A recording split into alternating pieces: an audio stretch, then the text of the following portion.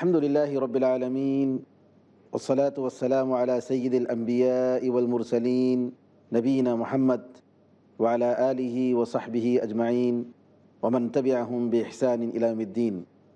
ناظرین کرام، مجلس مذاکرہ کے آج کے اس پروگرام میں ہمارا عنوان ہے ہمارے تعلیمی مسائل۔ آج کے پروگرام میں شریک مذاکرہ ہیں مولانا عبداللہ مدنی جھنڈا نگری، صدر توحید سینٹر نیپال، چیف ایڈیٹر ماہنامہ نور توحید، اور دوسرے مہمان ہیں مولانا مقیم فیضی، نائب ناظم مرکزی جمعیت اہل حدیث ہند، اور اسی طریقے سے ہمارے ساتھ ہیں عالمی شہرت یافتہ ماہر تعلیم علی جناب مبارک کاپڑی، جن کی تقریروں اور تحریروں نے آج اس ملک میں ایک انقلاب برپا کیا ہے۔ میں پیس ٹی وی کی جانب سے آپ سب کا استقبال کرتا ہوں اور شکریہ ادا کرتا ہوں کہ مصروفیتوں کے باوجود آپ حضرات نے اس اہم موضوع کے لیے وقت نکالا ہے۔ یہاں ایک افسوس کی بات ہے کہ آج کے اس ترقیاتی زمانے میں جہاں انٹرنیٹ اور ٹی وی اور پتہ نہیں کیا کیا اور کھیلوں کا جو بھرمار ہے، اس میں بچوں کا ذہن تعلیم کی طرف نہیں ہے۔ ایک بہت افسوس کی بات ہے۔ بچے گھنٹوں انٹرنیٹ کے سامنے بیٹھتے ہیں اور جب اسکول آتے ہیں تو لگتا ہے کہ وہ بالکل تھکے ہوئے ہیں، اب کسی بھی طریقے سے جو ہے ہضم کرنے کے لیے تعلیم سیکھنے کا موڈ نہیں ہوتا ہے۔ ایسے وقت ان بچوں میں شوق دلانے کے لیے ہم کیا کر سکتے ہیں؟ دیکھیے، اصل میں ماں باپ آج کل اتنے مصروف ہیں یا اتنے غیر ذمہ دار ہیں، دونوں باتیں ہوتی ہیں۔ مصروف ہیں تو وہ اپنے بچوں پر نہیں توجہ دے پاتے، غیر ذمہ دار ہیں تو سوچتے ہیں بچہ جو بھی کر رہا کرنے دو، جو ہے کوئی روک ٹوک نہیں ہونی چاہیے۔ یہ تو ماں باپ کی ذمہ داری ہے شروع سے کہ بھئی ان کا بچہ کیا کر رہا ہے، ان کو کس معیار تک اپنے بچے کو پہنچانا چاہیے، اس کا احساس ان کو ہونا چاہیے اور اس پہ ان کو کام کرنا چاہیے۔ تو یہ تو گھر کی جو معاشرہ سب کی ذمہ داری ہے، لیکن سب سے پہلی ذمہ داری اپنے ماں باپ، والدین، گارجین کی ہوتی ہے۔ اس تعلق سے میں یہ کہنا جی، چاہوں تعلیمی امور کے لحاظ سے آپ ذرا بتائیں کہ بتاتا ہوں میں اس مسئلے کا حل کیا یہ ہو؟ بدبختی یہ ہے کہ ٹیکنالوجی جتنی ایڈوانس ہو رہی ہے، برائیاں اتنی ہی بڑھ رہی ہیں۔ براہ راست تعلق اس کا ہو گیا ہے۔ اس میں ایک بڑی خرابی اس ٹی وی کی ہے، ٹیلی ویژن کی۔ ٹی وی بذات خود کوئی بری چیز نہیں ہے، اس طرح کوڑا کاغذ ہے، کوئی برا نہیں ہے۔ اس پر ہم کوئی اچھی بات لکھیں، کوئی دینی بات لکھیں، کوئی دعا لکھیں تو وہ کاغذ مقدس بن جاتا ہے، اور اس پہ کوئی بری تصویر بنائیں تو خراب بن جاتا ہے۔ ٹی وی پر بھی دین کے تعلق سے، اسلام کے تعلق سے کوئی سیریز دیکھیں، کیسے دیکھیں تو اپنی دینی معلومات میں اضافہ ہو رہا ہے اور کوئی خراب ہے۔ لیکن ہمارے پر ہو کیا رہا ہے، عدد شمار یہ بتا رہے ہیں کہ لگ بھگ 98% گھروں میں جو ہے بری باتیں ہی دیکھی جا رہی ہیں۔ فلمیں ہیں، گانے ہیں اور اخلاقیں ہیں، وہ بچوں کو تباہ ہونے کے لیے اور کہیں جانے کی ضرورت نہیں ہے۔ گھر میں سارا ساز و سامان جو ہے وہ موجود ہے اور پوری فیملی کے ساتھ میں دیکھ رہی ہے۔ اور یہ الیکٹرانک میڈیا بہت طاقتور ہے۔ 10 خراب بری کتابوں کو پڑھ کر بچوں کا ذہن اتنا گندا نہیں ہوگا جتنا ایک غلط سین، کیونکہ وہ ایکٹیو سین ہے، یہ پیسیو ہے چیز، اس لیے اتنا برا اثر ہو جاتا ہے۔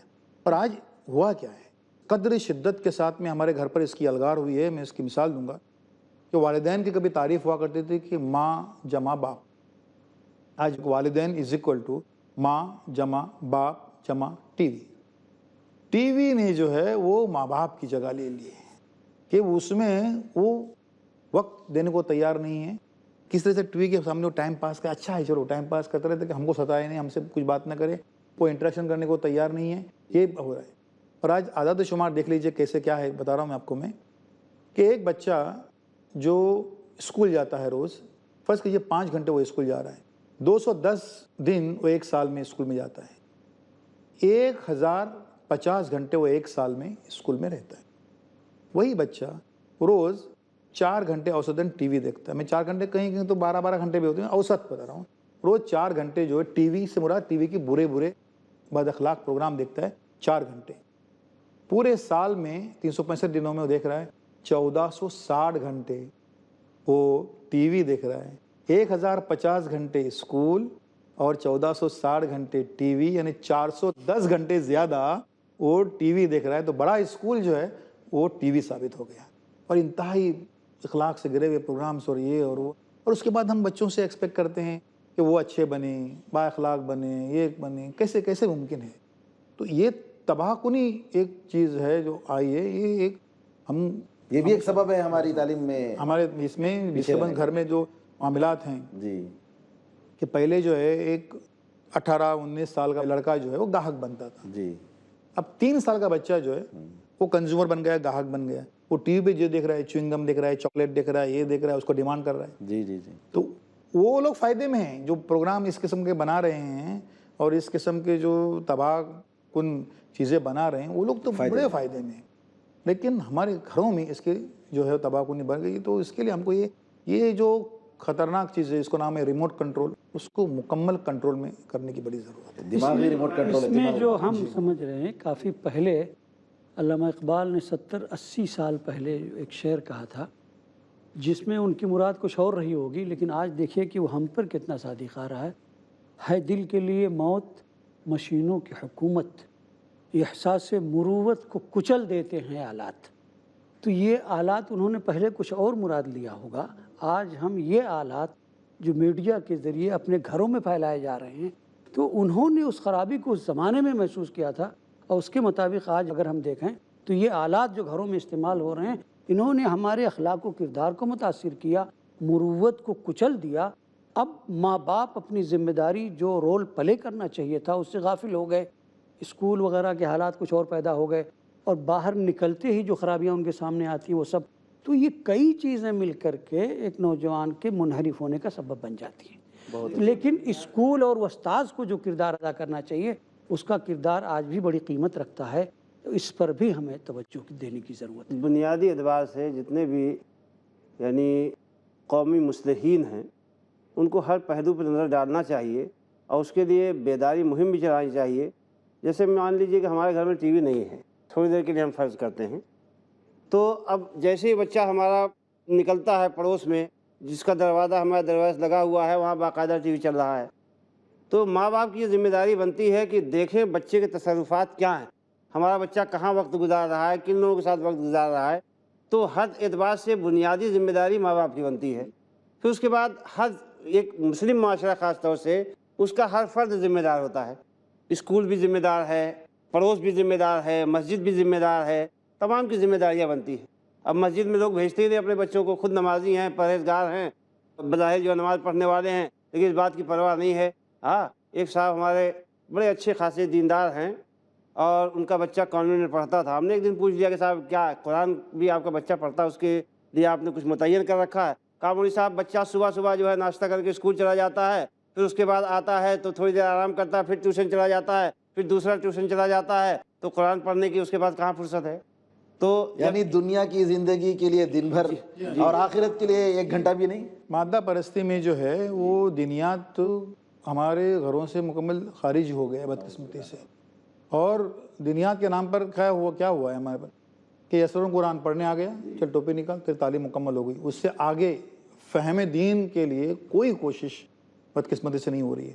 والدین کے پاس جو ہے ان کو جو ٹائم دینا چاہیے وہ نہیں دے پا رہے. دے نہیں کہ ان کی نیت بھی نہیں ہے. بچہ آتا ہے، وہ آتے ہی سامنے ٹی وی پہ سامنے بیٹھ جاتا ہے، کوئی بیٹھ جاتا ہے. ان خواتین کا ہمارے گھروں میں کھانا کھانے کا ٹائم جو ہے وہ اپنے فیوریٹ سیریل کے مطابق بن گیا ہے. برابر، بالکل صحیح. بچے گھروں میں جو آ رہے ہیں کہیں بھٹک کے گھوم کے وہ ماں باپ کی محبت میں نہیں آ رہے.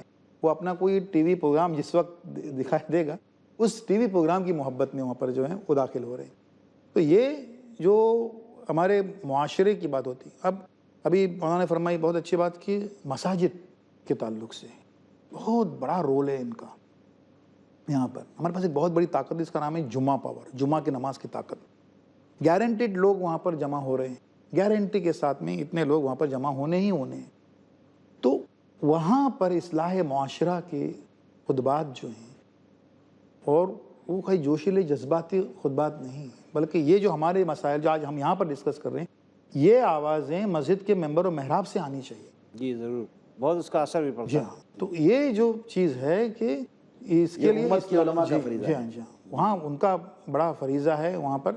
اور ہمارے والدین خالی 2 رکعت جو فرض ہے وہ پڑھنے کے لیے وہاں پر نہ بھیجیں، ہاں بلکہ 1 گھنٹہ پہلے ان کو بھیجیں وہاں پر کہ جاؤ آج جو ہے فلاں صاحب کا خطبہ ہے ذرا سن کے آ جاؤ اور مجھے بتاؤ کیا انہوں نے کہا ہے. کوئی ماں کوئی کہے کہ کیا کیا ان کے کیا بتائے کہ نوٹ کر کے آ جاؤ کچھ کر، ایسا کوئی نظم جو ہے ہمارے یہاں پر نہیں ہے۔ کم از کم یہ تو ہونا چاہیے، جی ہاں جی ہاں، کم از کم یہ تو ہونا چاہیے کیونکہ اصلاح معاشرہ کے سب سے بڑے مراکز جو ہیں وہ ہمارے محلوں میں ہیں، جی الحمدللہ، جن کا نام ہے مساجد، لیکن وہاں پر یہ مثبت خدمت جو ہے وہ بدقسمتی سے ڈاکٹر صاحب تعلیم کے حوالے سے گفتگو کرتے ہوئے ہم مسجد اور جمعہ تک پہنچے ہیں۔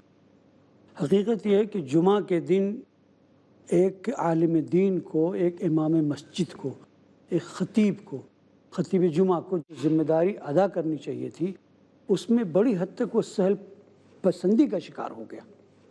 اگر تھوڑی سی محنت ہو اور ایک خطیب جامع مسجد حالات پہ نگاہ رکھے، ہمارے معاشرے میں ہو کیا رہا ہے، کون سی برائی پنپ رہی ہے، کون سی نیکی کا جذبہ کم ہو رہا ہے، مشکل کام نہیں کوئی مشکل کام نہیں ہے، وہ سامنے محلوں میں سب باتیں نظر پورے ہفتے میں جو خرابیاں برائیاں ہوئی ہیں، اگر وہ چاہیں اس سلسلے میں قرآنی آیات، احادیث، آثار سلف، اس کی روشنی میں ایک خطبہ، چند منٹ کا لمبا چوڑا خطبہ اسلام میں مطلوب بھی نہیں ہے، مختصر ہونا چاہیے۔ انما ہی کلمات یسیرات، حدیث شریف کے الفاظ ہیں، چند باتیں ہوتی تھی خطبے میں اللہ کے رسول صلی اللہ علیہ وسلم کی اور پھر خود صحابہ کرام کی، اگر یہ چاہیں علماء ہمارے، تو یہ اگر محنت کریں تھوڑی سی اور ضرورت اور حالات کے مطابق محنت کر لیں، تو یہ تو مسجد تو ایک میڈیا کا اتنا بڑا سینٹر ہے کہ جو پیغام جائے گا آج کے دن ہر گھر میں پہنچ جائے گا۔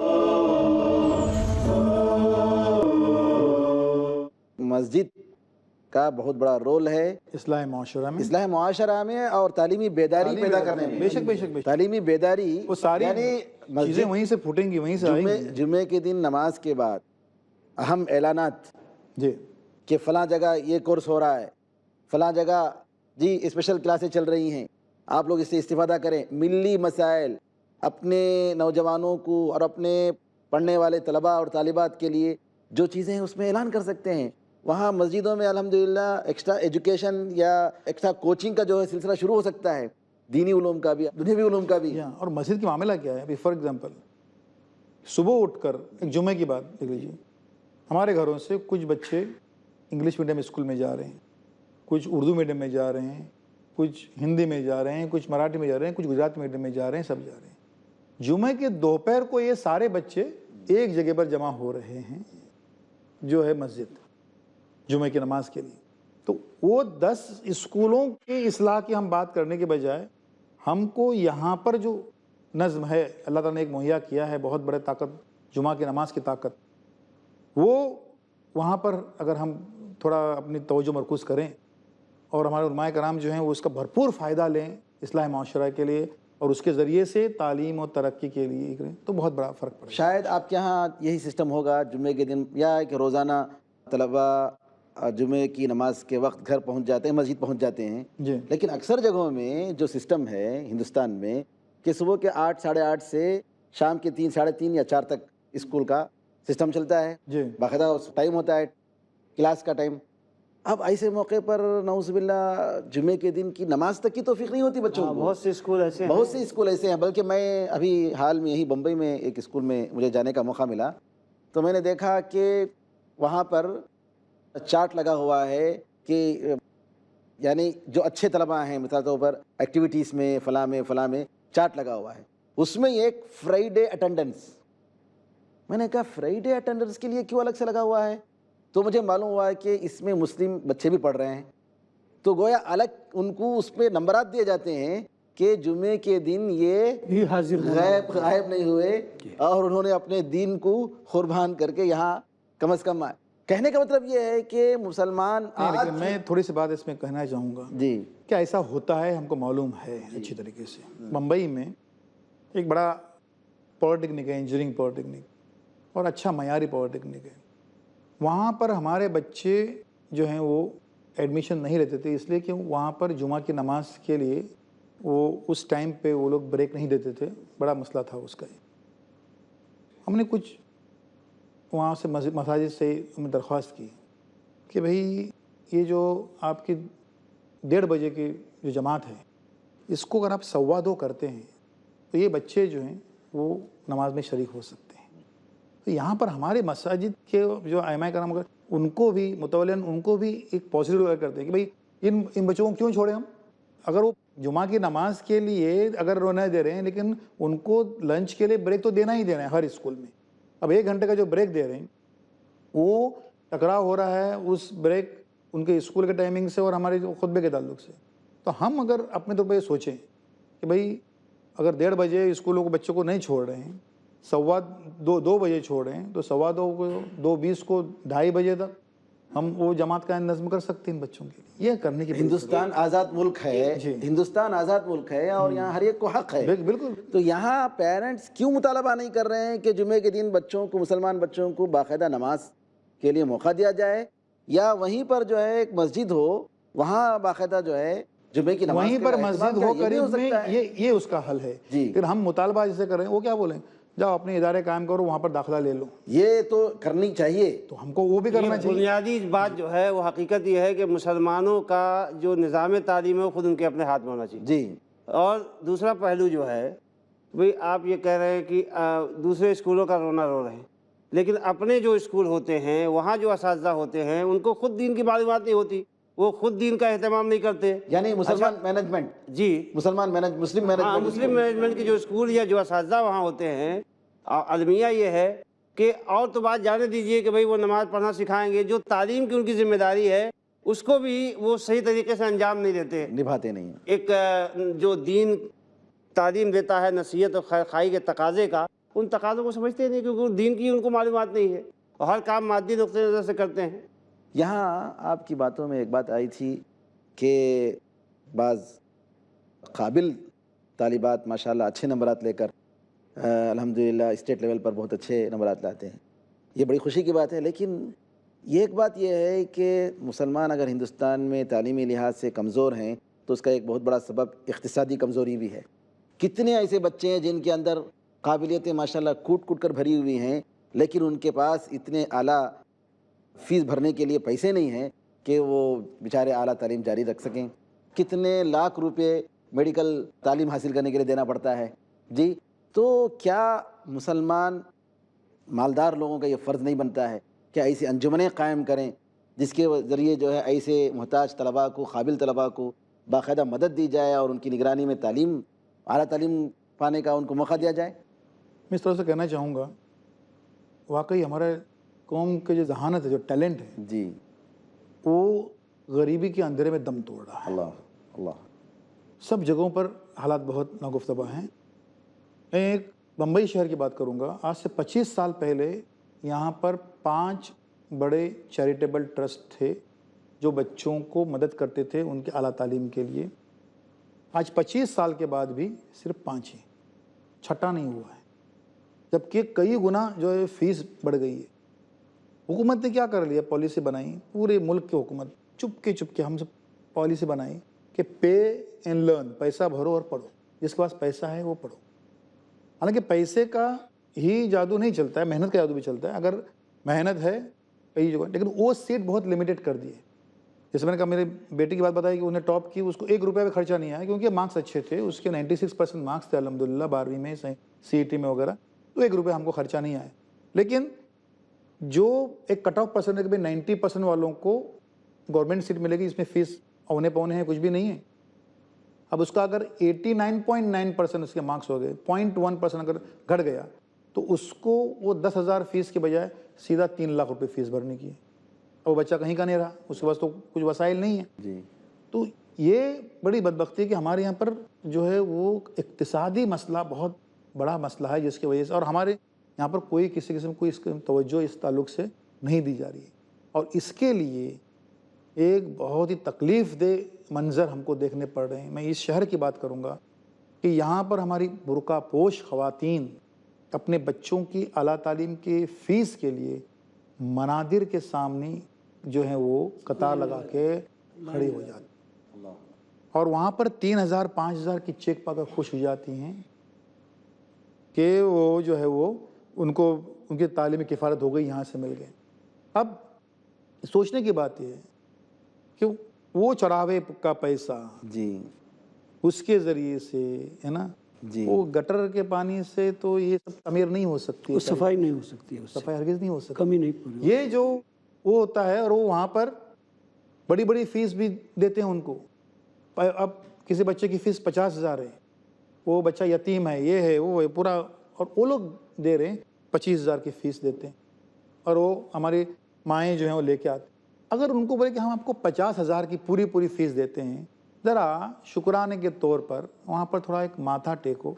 अल्लाह अकबर, अस्तगफिरुल्लाह। जी जी, एक बात मैं भी इस विषय में अर्ज़ करना चाहता हूँ। ये चैरिटेबल निज़ाम की बात कर रहे हैं। देखा यह गया है कि बाज़ लोग जिन्होंने कौम के पैसे से अपनी ज़िंदगी की इब्तिदा की, मदरसे कायम किए, ये कायम किए, और बल्कि मेडिकल कॉलेजों के नाम से भी बड़े बड़े पैसे लाए, जब उनके कॉलेज कायम हो गए तो वो भी उसी होड़ में शामिल हैं जो आम बिजनेसमैन लोग जिस तरीके से तामुल करते हैं लोगों के साथ, उनका भी मकसद सिर्फ पैसा कमाना रह गया, हालांकि वो इदारे कौम के पैसे से बने हैं।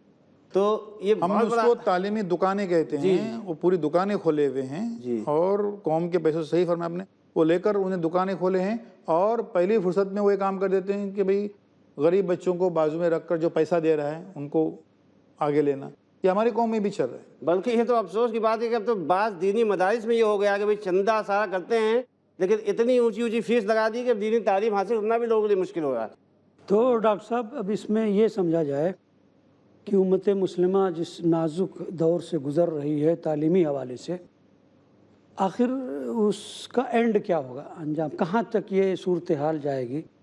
मुझे जो चीज़ें समझ में आई हैं कि इसके मुख्तलिफ़ ज़राए और असबाब हो सकते हैं, उसमें एक ये भी है कि उम्मत इस वक्त औक़ाफ़ की तरफ से बड़ी गफलत बरत रही। सहाबे किराम रिज़वानुल्लाह अलैहिम अजमईन की पूरी तारीख़ सामने रखिए तो अक्सरियत ने कुशादगी के बाद कोई ना कोई वक्फ़ ज़रूर इस्लाम के रास्ते में पेश किया। हमारे यहाँ इस वक्त अल्लाह के बंदे बहुत सारे ऐसे साहिब हैसियत जो अगर सिर्फ तालीम के नाम पर वक्फ़ कर दें तो ये मंदिर में खड़े होकर के चंद पैसों के लिए अपनी इज़्ज़त को नीलाम करना, इज़्ज़त को नीलाम करना, इस्लामी गैरत, जी इस्लामी गैरत को नीलाम करना, कम से कम इसका सिलसिला तो बंद हो जाएगा।